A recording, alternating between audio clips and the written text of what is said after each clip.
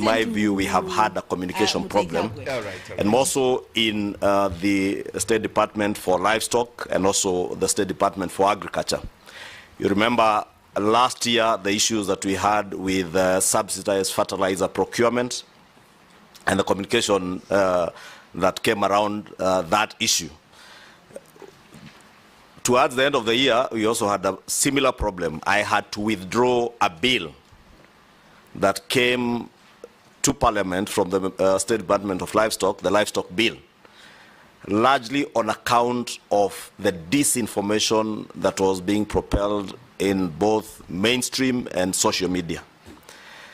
And this bill is anchored on policies that are espoused by the government through the ministry. I would want to hear what you intend to do now as Cabinet Secretary. One, to provide that effective leadership within the ministry, to communicate effectively to the public what is contained in the bills that you will bring to Parliament, because Parliament tends, and in this case, my office of the Leader of Majority, we tend to take the flak from everybody, believing that all legislation that comes from government is authored by parliamentarians and the office of the Leader of Majority. So I want to hear first what you intend to do to ensure that there is effective leadership in terms of communication. And as I said, in my view, you have done well in your previous postings, whether it was in ICT or in health. To CS, I've also noted from your CV and the documents that have been submitted, as Cabinet Secretary in the past, you have served for 2 years in all the ministries you have served. Is it coincidence or fate? Because you are CS Health for 2 years, you are CS ICT again for 2 years. Are you going to be CS Livestock Agriculture for 2 years since you are being appointed in 2025? I don't know whether it's fate or by design. Lastly, you have spoken at length on the nexus between farming and the profit and loss for the farmer and what you would want to see in the ministry.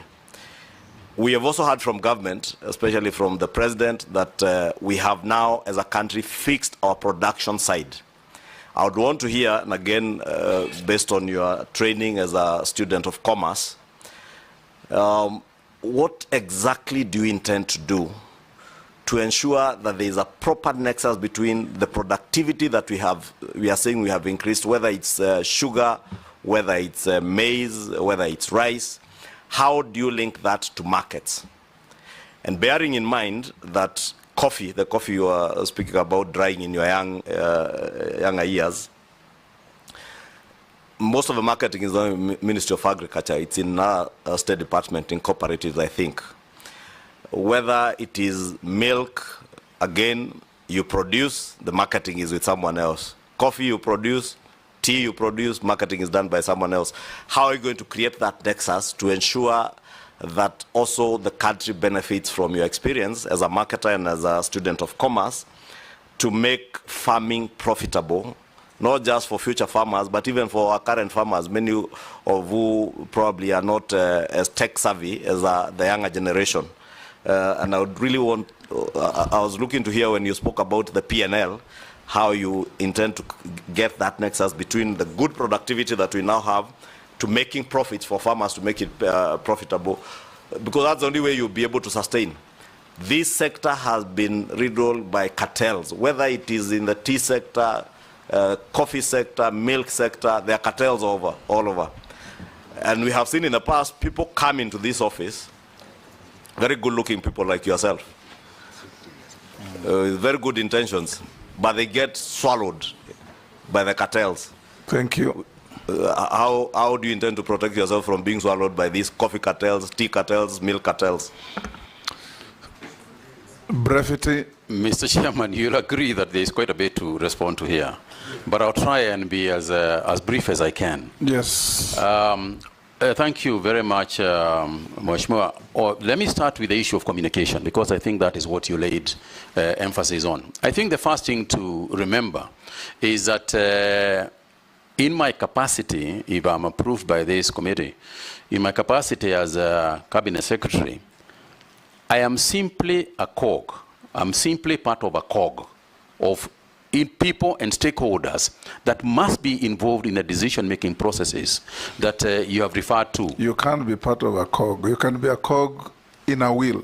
Yes, Yes. Indeed. Yes. Indeed, Mr. Chairman. One of the cogs, that is what I am. And Mr. Chairman, the long and short of it is the following, that it is not possible to make progress in that area unless we work together with the stakeholders. We have got to have a consultative approach to these things. Cows belong to individuals. Maize in chambers belong to individuals. They don't belong to the government. You know, coffee in coffee farms belong to individuals. So any decision that we make has got to be made with those individuals who are the owners of the of whatever products and commodities that we are going to be discussing. That's number one. Number two is that they are experts in these areas. I'll tie that up with what you said about COVID, the issues of COVID, which I'll come to on its own at some point if the chairman will allow. And to say the following, that part of the reason why there was so much necessity of communicating virtually every day to the people is the weighty issue that was at hand. You are talking about life and death of people.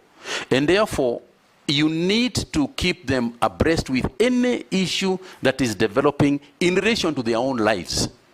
Because that is what it came down to. Similar, and that's why we had a press conference virtually every day, whether it was made by myself or other players or other ministry officials. It was determined, we determined that that is the way we were going to handle communication to them. Now, to do so, we got the